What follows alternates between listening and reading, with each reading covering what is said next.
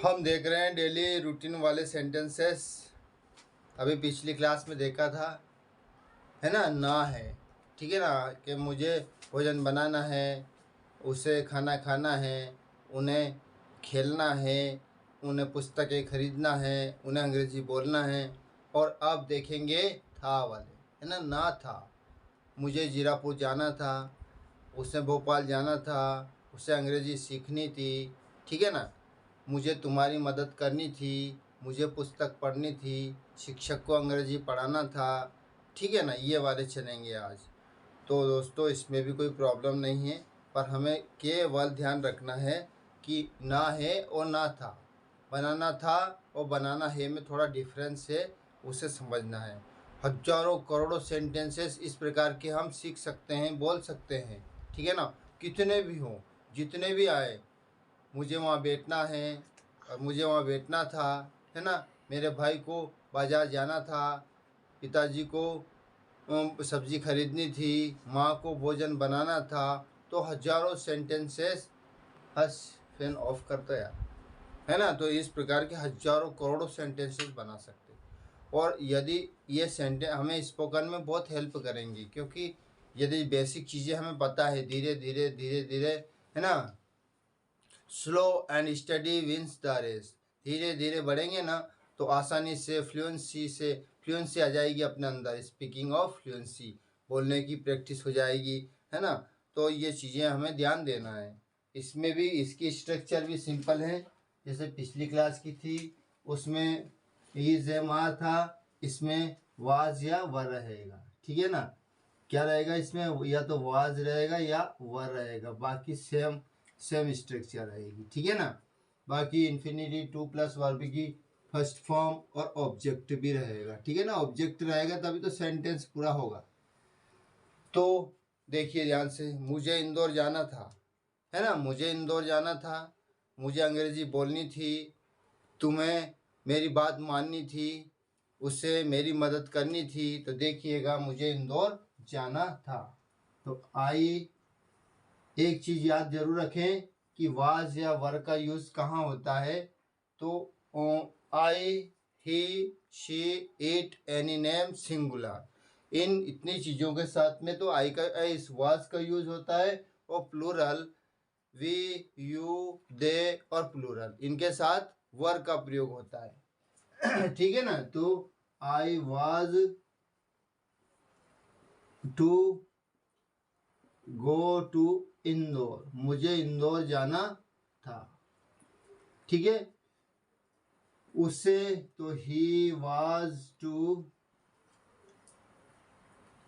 Take rest, उसे आराम करना था, ठीक है ना। She was to take tea, उसे चाय पीनी थी, ठीक है ना।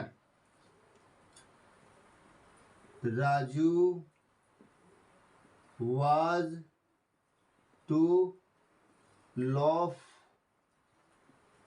एट मी, राजू को मुझ पर हंसना था, ठीक है ना। कोई सा भी वाक्य, any kind of sentences we can speak, any kind of sentences, कुछ भी, पर इससे संबंधित होना चाहिए, ठीक है ना। तो क्योंकि इन्फिनेटिव है ना वर्ब की फर्स्ट फॉर्म, और इससे पहले टू आता है।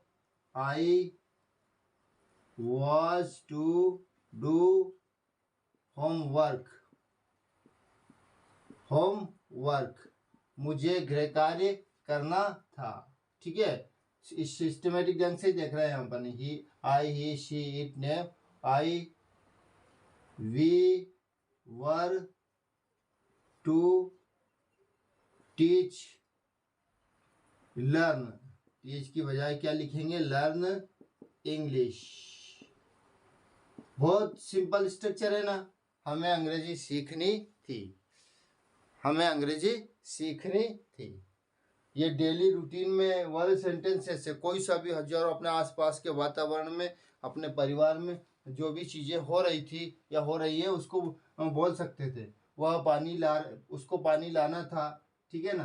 कैसा भी, तो तुम्हें झूठ बोलना था, तो you were to you were to tell a lie, है ना, तुम्हें झूठ बोलना था। They were to play cricket, उन्हें क्रिकेट खेलना था। ठीक है ना, बहुत शानदार स्ट्रक्चर है। सब्जेक्ट लिखा, वाज या वर लिखा, plus infinitive, two plus verb की फर्स्ट फॉर्म और ऑब्जेक्ट है। ठीक है ना, और इसकी जो पहचान थी, इसको क्या बोलना है, ना था, है ना, जानना था, बोलना था, पीना था, खाना था, बनाना था, है ना। देखिए, mother was to cook food, है ना, माताजी को भोजन पकाना था। तो इस प्रकार के वाक्य डेली रूटीन वाले हमें आते हैं, डेली यूज में आते हैं ये सेंटेंसेस। तो हमें क्या बोलना है, सिंपल चीज़ें। सब्जेक्ट तो जो भी वाक्य बोल रहे हैं सबसे पहले सब्जेक्ट ही बोला जाएगा, उसके बाद में वाज या वर, ये पास्ट की बी फॉर्म होती है वर्ब की, है ना, इसको बोला जाता है इन्फिनेटिव।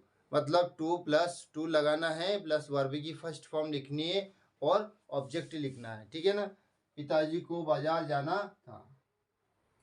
फादर